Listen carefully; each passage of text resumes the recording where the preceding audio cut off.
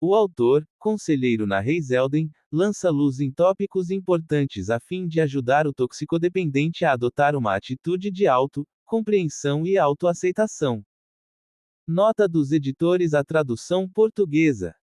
Uma adicção consiste no uso habitual de substâncias alteradoras do humor, álcool, drogas, ou de comportamento, jogo, abuso de comida, que é caracterizado pela tolerância à substância ou comportamento. Um crescente recurso à substância, comportamento torna-se necessário para obter o mesmo efeito, e pela perda de controle, o uso continuado apesar das suas consequências.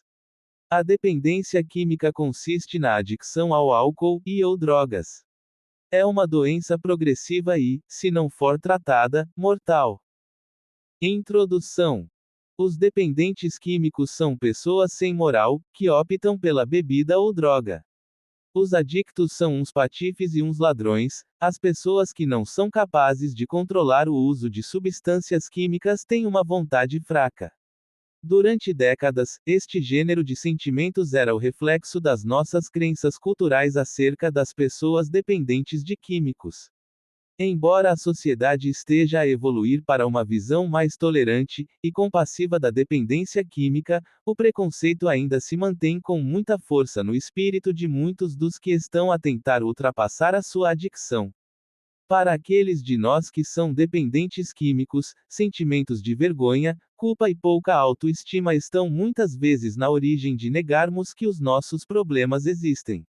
A autocrítica pode ser tão forte que o entorpecimento provocado pela intoxicação pode parecer um estado mais desejável do que enfrentar o sofrimento em sobriedade. É importante modificarmos os sentimentos de vergonha e de autocrítica de forma a podermos alcançar a sobriedade e desfrutar dela. O que é um estigma? O estigma, tal como vem definido no Webster's New International Dictionary, é uma marca de vergonha ou descrédito. Na obra Estigma, Notes on the Management of Spoiled Identity, Erving Goffman afirma que foram os gregos que deram origem ao termo. Referia-se a um sinal corporal destinado a tornar conhecida qualquer coisa má na condição moral de um indivíduo. Os sinais eram talhados ou gravados a fogo no corpo e avisavam que o seu portador era um escravo, um criminoso ou traidor, uma pessoa desonrada que devia ser banida, especialmente de lugares públicos. 01. Embora já não marquemos fisicamente as pessoas que caíram em desonra, na realidade a nossa sociedade estigmatiza certos grupos através do preconceito. Durante gerações, as pessoas dependentes de químicos eram encaradas segundo esta perspectiva. Éramos considerados como escória da sociedade, como leprosos morais que escolhiam arruinar a vida através do consumo do álcool e de outras drogas. Na melhor das hipóteses, éramos considerados cidadãos de segunda classe, de caráter fraco. O Dr. Daniel Anderson escreveu em Perspectives on Treatment, The Minnesota Experience sobre os sentimentos públicos nos anos 40 e 50. O público em geral ainda via os alcoólicos como bebedos, como depravados morais. A alta taxa de mortes, os suicídios, os acidentes trágicos, os baixos índices de recuperação do alcoolismo, tudo parecia contribuir para provar que os alcoólicos não estavam na realidade motivados para mudarem. A bebida significava mais para eles do que qualquer outra coisa. 02. Embora a sociedade se tenha tornado menos preconceituosa em relação à adicção, algumas pessoas com dependência ainda olham para si mesmos como se fossem imorais. A incapacidade de controlarmos o nosso uso dos químicos, combinada com os comportamentos destrutivos do uso, justifica a convicção pessoal de que somos maus, imorais e inúteis. Esta autocrítica enfraquece consideravelmente a nossa capacidade de nos abstermos. Se não mudarmos as nossas atitudes, seremos incapazes de admitir e aceitar a nossa adicção. Estigma e negação. Quando uma pessoa vive numa cultura que rejeita e estigmatiza aqueles que são dependentes químicos, negar a sua própria adicção é uma resposta compreensível. A relação entre o estigma social, a dependência e a negação é estabelecida pelo Dr. John Weinberg na obra Why do Alcoholics Deny Their Problem? Ao longo da história, os alcoólicos têm sido considerados como pessoas más, moralmente ou mentalmente inferiores, e, assim, sujeitas a castigos da sociedade, condenação, rejeição, ostracismo. Quem é que deseja ser classificado na categoria de alcoólico?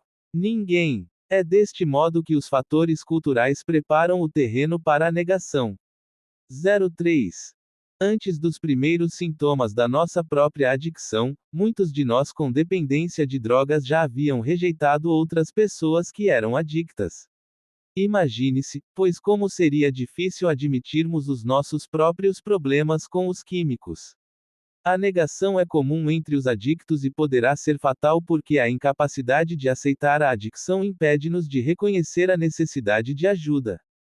Se não for tratada, esta conduz quase sempre a uma vida de miséria e a uma morte prematura. Ultrapassar a negação é um primeiro passo, vital na recuperação. Frequentemente, isto não pode ser feito sem enfrentar a vergonha que perpetua a negação. Admitir versus aceitar.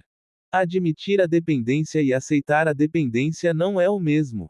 Muitas pessoas dependentes admitem a sua adicção apenas para virem a recair. Ainda não aceitaram a sua adicção, é a explicação vulgarmente dada por muitos membros dos AA. INA. A falta de aceitação é uma resistência a um empenho total. Um exemplo disto seria um homem com uma pressão arterial alta que se desleixasse ou recusasse tomar o seu medicamento apesar das insistentes recomendações do médico.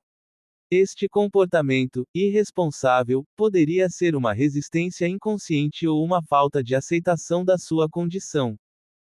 O livro azul, Alcoólico Anônimo, 04, lembra que um empenho total na recuperação é da maior importância.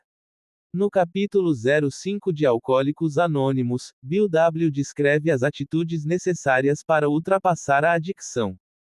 Frases como: seguimos minuciosamente o nosso caminho, dos AA.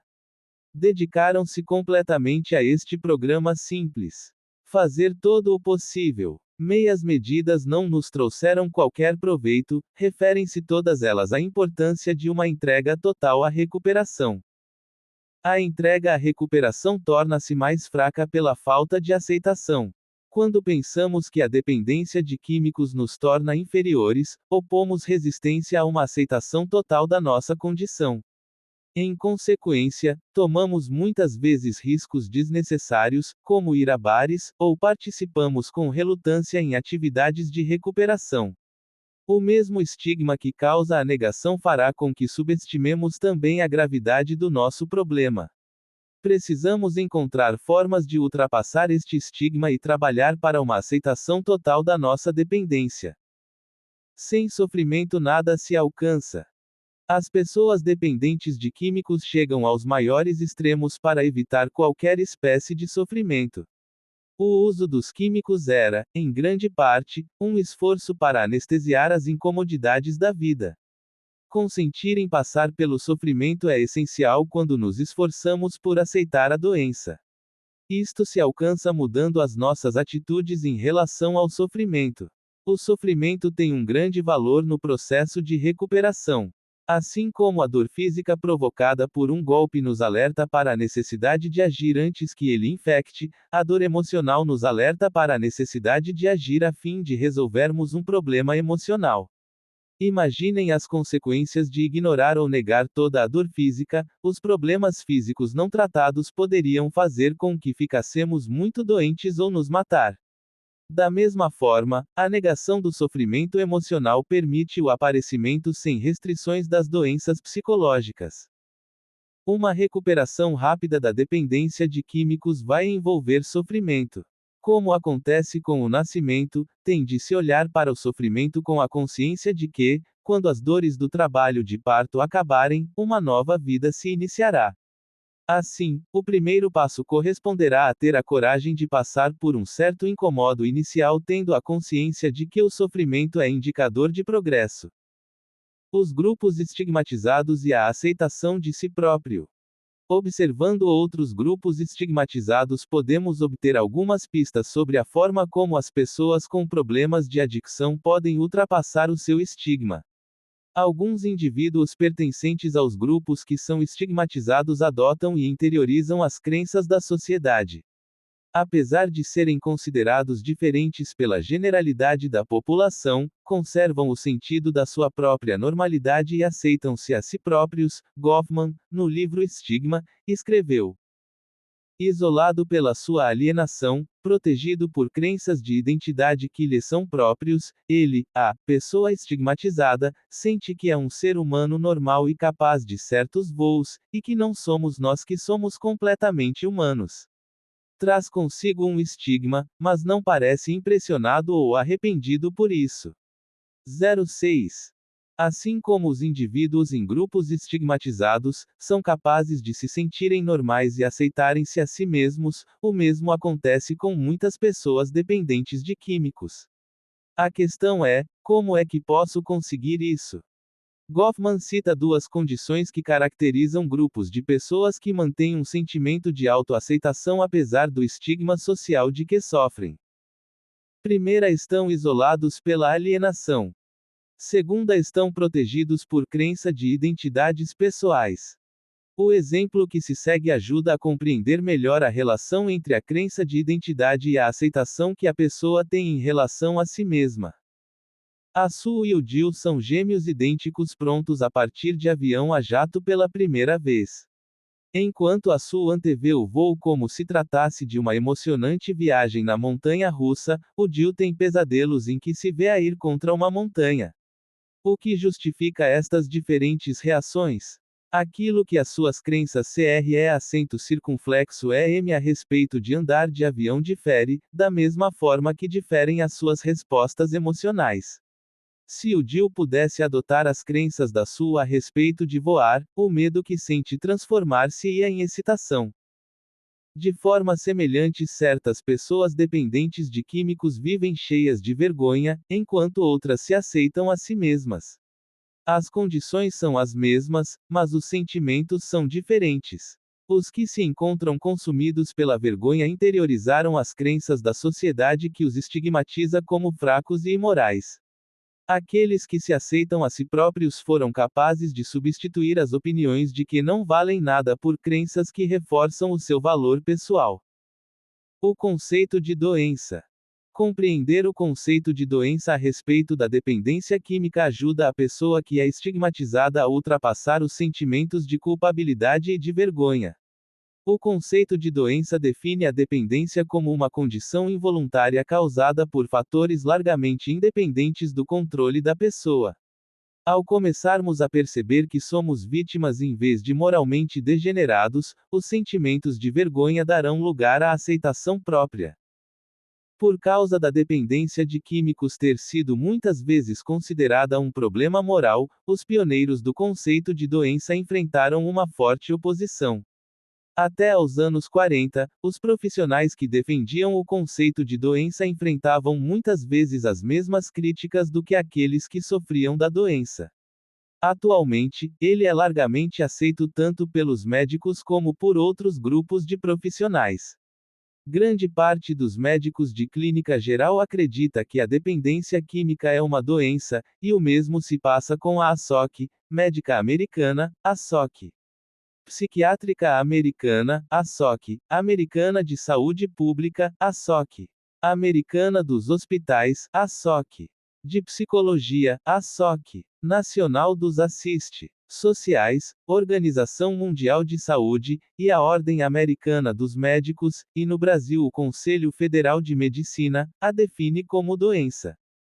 Embora o conceito de doença venha encontrando mais aceitação, ainda é controverso.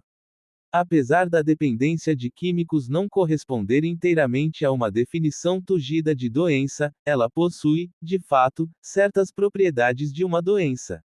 Para o objetivo de se ultrapassar o estigma e a vergonha da dependência de químicos, é importante compreender por que é que ela é considerada uma doença. É primária. A dependência de químicos é um problema primário que tem de ser tratado diretamente. Durante anos, acreditou-se que a dependência de químicos era um problema secundário cuja causa era, geralmente, um profundo trauma emocional. Assumia-se que, quando se atendia aos problemas emocionais, a dependência de químicos desaparecia. Esta forma de lidar com o problema não teve êxito.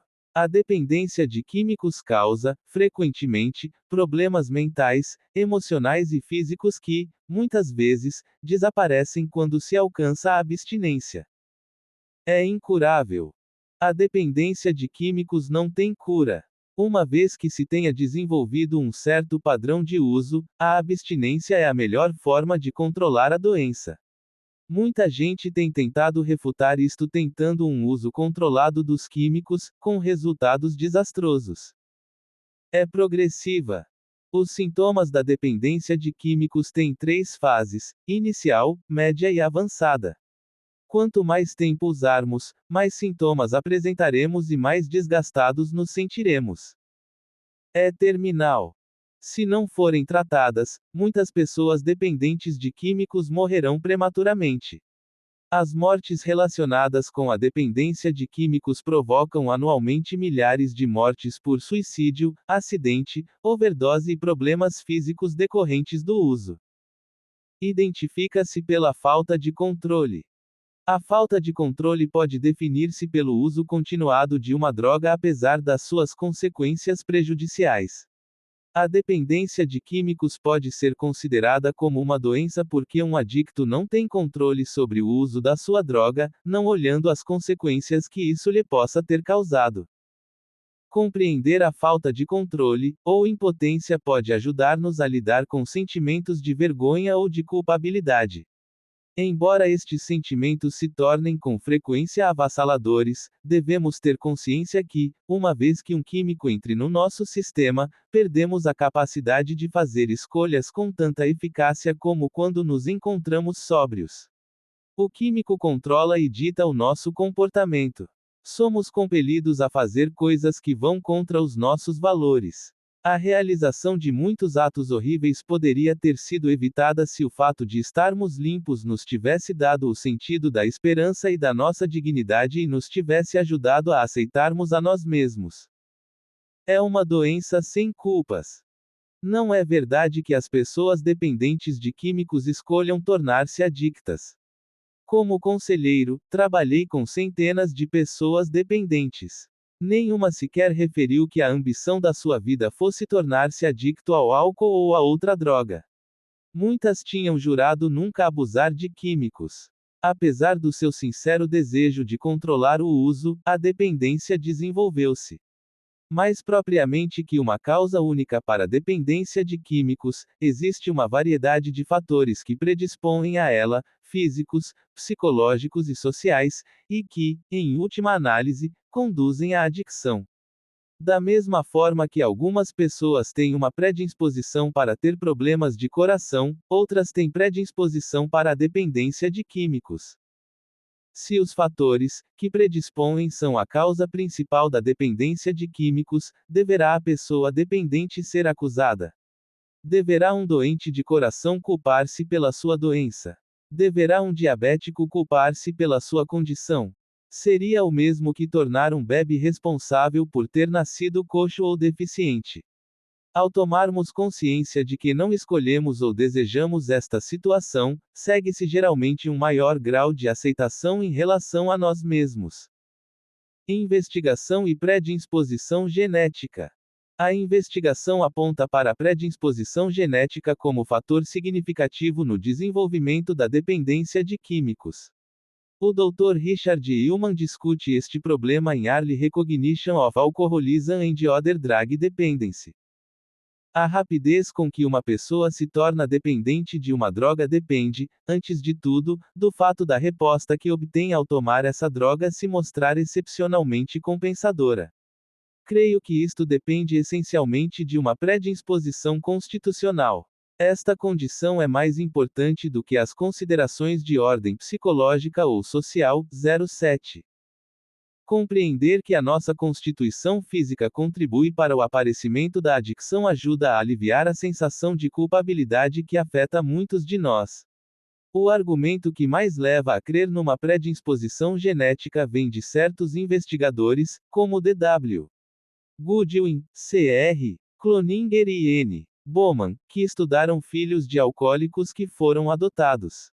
Descobriram que as crianças adotadas cujos progênitos eram alcoólicos tinham muito mais probabilidades de se tornarem eles próprios alcoólicos do que as crianças adotadas cujos pais naturais não eram alcoólicos. 08. Esta investigação põe em destaque a importância das características físicas que herdamos comparadas com as que recebemos do ambiente em que fomos criados. A altura de uma pessoa é em grande parte determinada pelos genes dos progenitores. O desenvolvimento físico é também influenciado pela dieta, pelo meio social, pelo desenvolvimento emocional e por vários outros fatores que estão fora do controle da criança em desenvolvimento. O mesmo é verdade em relação à dependência de químicos. A predisposição genética, o ambiente em casa e os fatores sociais, todos desempenham determinado papel e estão muito além do controle da pessoa. Quando começamos a aceitar que não escolhemos a nossa situação, sentimos-nos libertos da culpa e da vergonha. Aceitar a doença da dependência de químicos. Mudar a percepção que temos de nós mesmos é muitas vezes a chave para ultrapassarmos a vergonha da nossa dependência de químicos, mas é quase impossível conseguirmos essa mudança sozinhos. É importante tomarmos consciência de que os outros têm uma parte na tarefa de conseguirmos alcançar um sentimento de aceitação de nós próprios. Se estivermos a lutar por nos aceitarmos, há duas coisas que temos que fazer. 1. Passar menos tempo com pessoas intolerantes em relação à nossa doença.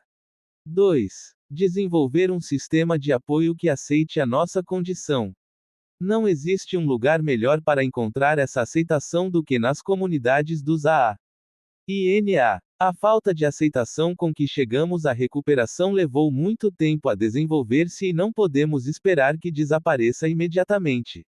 Como acontece com muitas coisas de valor, a aceitação de nós próprios é um processo geralmente gradual, mas que seguramente se dará se trabalharmos com seriedade os 12 passos dos programas dos AA, NA, nas terapias, etc.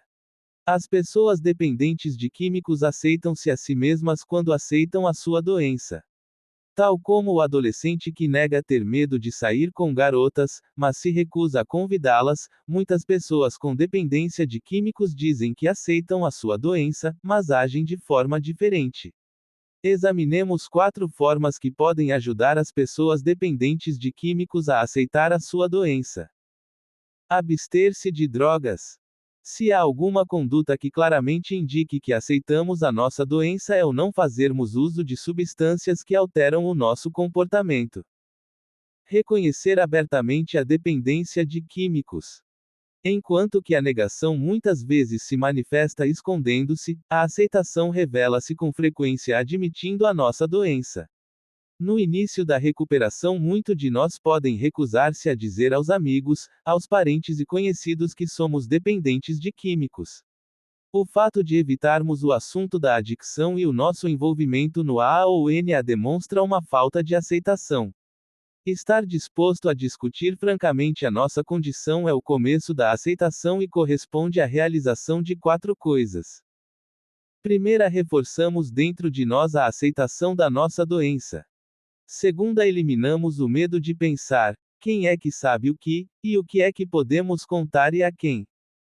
Terceira, descobrirmos quais os amigos e companheiros que realmente nos apoiam.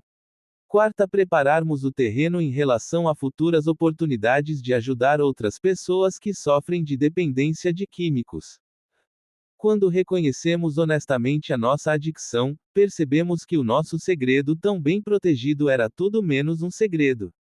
Podemos encontrar apoio e admiração com mais frequência do que rejeição, mas, qualquer que seja a reação, não nos pode permitir manter o segredo. Manter o sentido de humor. No início da recuperação, as lembranças do nosso comportamento relacionado com o uso são muitas vezes seguidas de um impulso para esquecermos certas recordações. Estas recordações reforçam os sentimentos de tristeza, raiva e dor, e são tudo menos divertidas. Mas, ao continuarmos a aceitar-nos, podemos acabar por encontrar um certo humor no nosso doloroso passado. A capacidade de rirmos da nossa doença traz-nos uma liberdade sem igual. Trabalhar os 12 passos. Ainda outra indicação de que aceitamos a nossa doença é trabalharmos os 12 passos, isto é, usarmos a nossa experiência da adicção para ajudarmos outras pessoas que sofrem do mesmo. Embora o nosso passado possa parecer inútil, ele pode ser a chave de uma vida renovada para outras pessoas que lutam contra a adicção. Isto se torna impressionantemente evidente através do exemplo dos cofundadores dos AA. N.A., Bill W. e o Dr. Bob. Anteriormente à criação dos Alcoólicos Anônimos, os alcoólicos e outros adictos de drogas eram considerados irrecuperáveis. A comunidade médica não era capaz de os ajudar. A morte, a loucura ou a prisão eram vistas como o único destino de todos aqueles que sofriam desta doença. Muita gente tinha tentado ajudar o Dr. Bob nos seus esforços para parar de beber. Todos falharam. Mas, pouco depois de conhecer Bill W., o Dr. Bob tomou o seu último copo. O que permitiu a Bill W. ser eficaz foi a credibilidade do seu próprio alcoolismo. Como Bill W. partilhava abertamente os medos, os problemas e a impotência resultantes da sua própria bebida, o Dr. Bob sentiu-se finalmente compreendido. Ao usarmos a nossa experiência, a nossa força e a nossa esperança para ajudarmos os outros, ajudamo-nos a nós mesmos pelo menos de duas formas. Primeira, mostramos e reforçamos a aceitação da nossa condição. Segunda, adquirimos o sentido do objetivo e do valor de sermos dependentes de químicos, o que antigamente nos fazia sentir inúteis. Fazer como se. Podemos aumentar a nossa aceitação da dependência de químicos se nos dispusermos a fazer como se. Isto é um slogan dos AA, que significa que as pessoas, ao percorrerem o seu caminho para a recuperação, devem ter fé no programa dos AA. N.A. A pessoa que se encontra recentemente em recuperação raramente sente vontade de reconhecer francamente a sua dependência de químicos, de rir dos comportamentos ligados ao uso ou de partilhar das experiências a ele associadas. A resposta natural é: não, não quero fazer isso, não me sinto bem, é doloroso demais. Encorajando comportamentos positivos apesar da resistência inicial, podemos acelerar o processo de aceitação da nossa adicção. O que é uma pessoa dependente de químicos, agradecida? Um corredor que treinou para uma maratona durante 2 anos é acidentalmente atropelado por um carro e fica com as 2 pernas partidas e lesões internas que o obrigam a manter-se internado por um período bastante longo. Estas lesões impedem-no de participar da maratona. Durante a sua permanência no hospital, uma enfermeira convence-o a escrever um livro sobre a corrida. Por fim, a enfermeira casa com ele e o livro torna-se um best-seller. A questão é: deverá o homem ficar aborrecido ou agradecido pelo seu acidente? É óbvio para ele que nem o seu feliz casamento nem a sua nova carreira teriam acontecido se não fosse o acidente. Enfrentamos uma situação semelhante. Embora a nossa adicção fosse trágica e dolorosa, ela levou-nos a entrar num programa de recuperação que nos deveria ajudar a aperfeiçoar a nossa vida. Ao trabalharmos os 12 passos dos AA. N.A., podemos descobrir uma nova forma de vida superior à que tínhamos quando usávamos. Como consequência, as promessas que aparecem nas páginas 83 ou 84 do livro azul, Alcoólicos Anônimos, cumprir-se-ão realmente se continuarmos a trabalhar para isso. Promessas. Primeira, iremos conhecer uma nova liberdade e uma nova alegria. Segunda, não nos arrependeremos do passado nem queremos esquecê-lo. Terceira, compreenderemos a palavra serenidade e conheceremos a paz. Quarta, por mais baixo que tenhamos descido, veremos como a nossa experiência pode ajudar outros.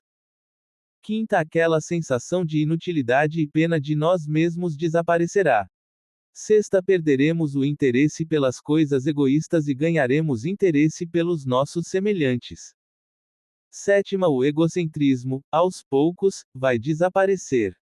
Oitava, toda a nossa atitude e visão de vida mudarão. Nona, o medo das pessoas e da insegurança econômica deixar-nos-á. Intuitivamente vamos saber lidar com situações que antes nos desorientavam. Décima, vamos, de repente, acreditar que Deus faz por nós aquilo que nós nunca conseguimos fazer sozinhos. Notas: Goffman, Erving, Stigma, Notes on the Management of Spoiled Identity. New York, Prentice Hall, Inc. 1963, página 1, Stigma, Notas sobre a forma de enfrentar a identidade alterada. Anderson, Daniel. Perspectives on Treatment, The Minnesota Experience. Center City, NM, Reiselden Education Material, 1981, página 6, Perspectivas de Tratamento à Experiência Minnesota. Weinberg, J.R. Why do Alcoholics Deny Their Problem? Center City MN, Reiselden Education Material, 1973, página 6, Por que negam os alcoólicos o seu problema? O livro azul é Alcoholics Anonymous, publicado pelo AA. World Service, Inc., New York, disponível através da Reiselden Education Material, número 2020. Alcoholic Anonymous, terceira edição. New York, AA World Services, Inc., 1976, página 58-59. Goffman, página 6. Eilman, Richard, Early Recognition of Alcoholism and Other Drug Dependency. Center City, NM, Reiselden Education Material 1973, página 9, Depiste precoce da dependência do alcoólico e de outras drogas. Goodwin, D.W. Guzzi, S.B., Reminson, L., Schulsinger, F., and Winokur, G., Alcohol Problems in Adoptees Raised Apart from Alcoholic Biological Parents. Archives of General Psychiatry, edition 28,1973, pags 238 a 243, Bowman, N., Cloninger. Cr. And Sigfardson, S., Problemas alcoólicos nos adaptados criados fora das famílias dos seus pais biológicos alcoólicos, Inheritance of Alcohol Abuse. Archives of General Psychiatry, edition 38,1981, pag. 861 a 868, Herança do abuso do álcool. As promessas de Alcoholics Anonymous, PAS 83 a 84, reimpressas. Para adaptação com licença de AA. World Services, Inc.